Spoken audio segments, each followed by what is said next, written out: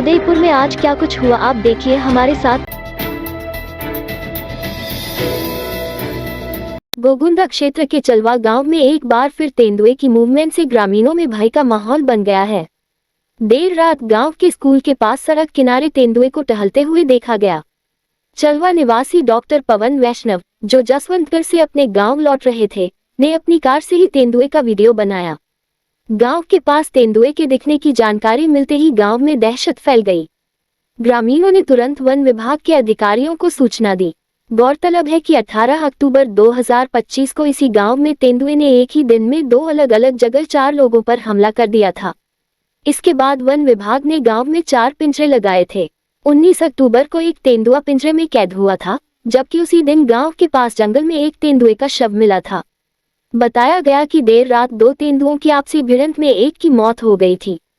लगातार तेंदुओं की मूवमेंट और हमलों की घटनाओं से ग्रामीण अब भी दशहत में हैं। खासकर स्कूल जाने वाले बच्चे और महिलाएं भय के साए में हैं। ग्रामीणों ने वन विभाग से गांव में पिंजरा लगाने की मांग की है। उदयपुर में भी सर्दी अब धीरे धीरे जोर पकड़ने लगी है। बर्फीली हवाओं के कारण लेक सिटी में सर्दी का पारा सिंगल डिजिट में आ गया है। 9.5 डिग्री के तापमान के साथ शनिवार को सीजन की सबसे ज्यादा ठंडी रात रही। पश्चिमी विक्षोभ का असर खत्म होने के बाद उत्तर भारत से आ रही ठंडी हवाओं के चलते उदयपुर समेत 12 जिलों में तापमान 10 डिग्री से नीचे आ गया है। मौसम विभाग ने अगले एक सप्ताह इसी तरह तेज सर्दी रहने और तापमान में कोई खास परिवर्तन नहीं होने की संभावना जताई है। रात का न्यूनतम तापमान भले ही गिर रहा हो, लेकिन दिन में आसमान साफ रहने और तेज धूप निकलने से अधिकतम तापमान करीब 28 डिग्री के करीब बना हुआ है। हालांकि सर्दी के चलते सूर्यदेव के दर्शन देरी से होने लगे हैं। हाईवे और गांव कस्बों में सुबह करीब 8 बजे तक हल्का कोहरा छाया रहा। सुबह में ठंडी हवाओं से जनजीवन प्रभावित हुआ। लोगों को सर्दी ने सुबह शाम ऊनी कपड़े पहनने को मजबूर कर दिया है।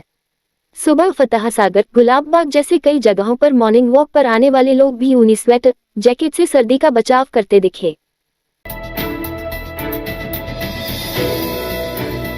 चित्तौड़गढ़ की कृषि उपज मंडी सेंती में रविवार सुबह एक अज्ञात युवक का शव मिलने से हड़कंप मच गया। शव खराब हालत में था, शरीर पर फफोले मिले जो फट चुके थे। पुलिस ने प्रारंभिक जांच में शुगर जैसी बीमारी या नशे की लत के कारण मौत की संभावना जताई है।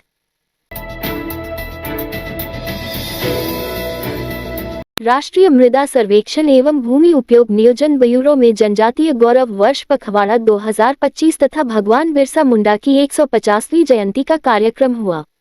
ये पखवाड़ा 1 से 15 नवंबर 2025 तक विभिन्न जन जागृति एवं जागरूकता कार्यक्रमों के साथ आयोजित किया जा रहा है।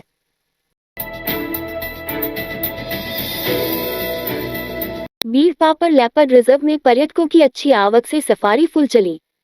सुबह और शाम की सफारी पर्यटकों से फुल रही, साथ ही लेपर्ड की भी हो अच्छी साइटिंग रही।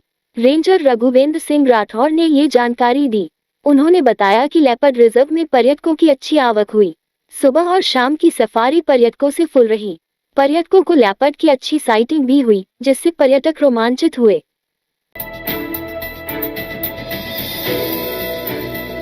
सुरों और सादगी के मेल से सजी गुलाबी नगरी में सिंगर लकी अली ने अपने दिल छू लेने वाले गानों से जयपुराइट्स को मंत्रमुग्ध कर दिया।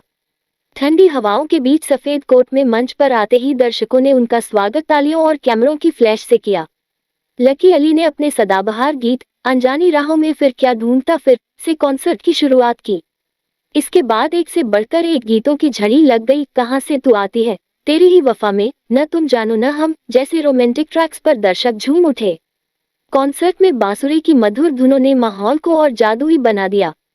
जब अली ने गौरी तेरी आंखें कहें गाया तो पूरी ऑडियंस ने उनके साथ सुर मिलाया।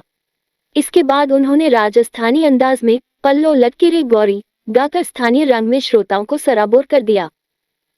इस रात की सुबह नहीं होती जब तक हाथ में उसकी गर्माहट नहीं होती। चाय का प्याला, अखबार साथ पुराना है, मिट्टी से जोड़ता है। खबरों की खुशबू से सारा घर महकता है। हर रंग में ढला कहानियों से किस्सों तक ले जाता है बेरोक टोक। देश के हर हिस्से तक ये हकीकत का आईना है, ख्वाबों को सच करके दिखाता है।